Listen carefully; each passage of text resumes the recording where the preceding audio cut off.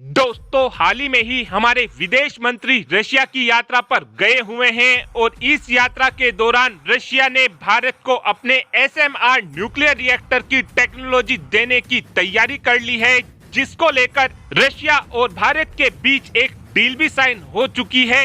यहाँ पर एसएमआर का मतलब स्मॉल मॉड्यूलर रिएक्टर है। ये nuclear reactor normal nuclear reactor से साइज में काफी छोटे होते हैं, जो काफी आसानी से 300 मेगावाट तक की पावर को जनरेट कर सकते हैं। वहीं पर जो नॉर्मल न्यूक्लियर रिएक्टर होते हैं वो 600 मेगावाट से 650 मेगावाट तक की पावर को जनरेट करते हैं। लेकिन बड़े न्यूक्लियर रिएक्टर में सबसे बड़ी दिक्कत यह होती है कि बड़े न्यूक्लियर रिएक्टर को बनाने में 8 से 12 सालों का समय लग जाता है। वहीं पर जो न्यूक्लियर रिएक्टर एसएमआर टेक्नोलॉजी से बने होते हैं, उन न्यूक्लियर रिएक्टर को बनाने में केवल 4 से 5 सालों का ही समय लगता है। स्मॉल मॉड्यूलर रिएक्टर की सबसे खास बात यह होती है कि इन न्यूक्लियर रिएक्टर का इमरजेंसी प्लेन जोन केवल 2 किलोमीटर का ही होता है। यानी कि अगर न्यूक्लियर रिएक्टर में कोई दिक्कत आ गई और न्यूक्लियर रिएक्टर में बाई चांस ब्लास्ट हो गया तो उस कंडीशन में जो इफेक्टिव एरिया होगा वो केवल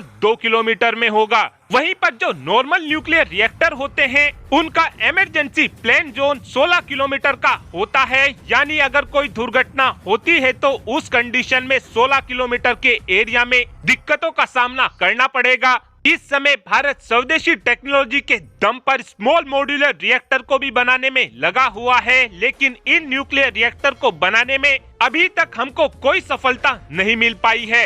स्मॉल मॉड्यूलर रिएक्टर कीमत में नॉर्मल न्यूक्लियर रिएक्टर से 3 से 4 गुना सस्ते होते हैं। इसीलिए भारत लगातार इस कोशिश में लगा हुआ है कि जल्द से जल्द भारत के अंदर ज्यादा से ज्यादा न्यूक्लियर रिएक्टर लगाए जाएं, जिसका फायदा हमको कुछ इस प्रकार मिलेगा कि हमको दूसरे देशों से कोयले को इंपोर्ट नहीं करना पड़ेगा और जो हम कोयले से बिजली बनाते हैं वो हमको महंगी पड़ती है। और इस समय भारत में जितने भी पावर प्लांट हैं उनमें अधिकतर कोयले का इस्तेमाल किया जाता है।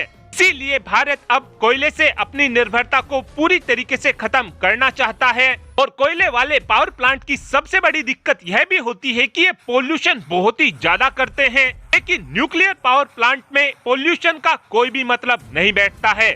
और अब से 6 महीने पहले भी हमने आपको बताया था कि अमेरिका भी भारत को अपने एसएमआर न्यूक्लियर रिएक्टर की टेक्नोलॉजी देने के लिए पूरी तरीके से तैयार हो चुका है, लेकिन अभी तक हमारी अमेरिका के साथ कोई डील साइन नहीं हो पाई है, क्योंकि इस समय भारत और अमेरिका के बीच तनातनी चल रही है। इस कारण हमने रशिया के साथ ही डील साइन कर ली है और उम्मीद इस बात की भी की जा रही है कि जल्द ही अमेरिका की तरफ से भी अपने एसएमआर न्यूक्लियर रिएक्टर की टेक्नोलॉजी भारत को दे दी जाएगी। और अगर अमेरिका ने भी भारत को अपनी टेक्नोलॉजी दे दी तो उसके बाद भारत, अमेरिका और रशिया इन दोनों ही देशों की टेक्नोलॉजी के दम पर काफी तेजी से भारत के अंदर न्यूक्लियर पावर प्लांट बनाएगा, जिसका फायदा ये होगा कि हम दूसरे देशों को भी अपनी लाइट एक्सपोर्ट कर सकेंगे। इस पूरे ही एसएमआर न्यूक्लियर टेक्नोलॉजी को समझने के बाद आपको क्या लगता है, क्या हमको ज्यादा संख्या में नॉर्मल न्यूक्लियर रिएक्टर लगाने चाहिए या फिर आपका ये मानना है कि हमको स्मॉल मॉड्यूलर रिएक्टर ही लगाने चाहिए? इस बात का आंसर आप कमेंट बॉक्स में दे सकते हैं। Thanks for watching this video. Have a good day.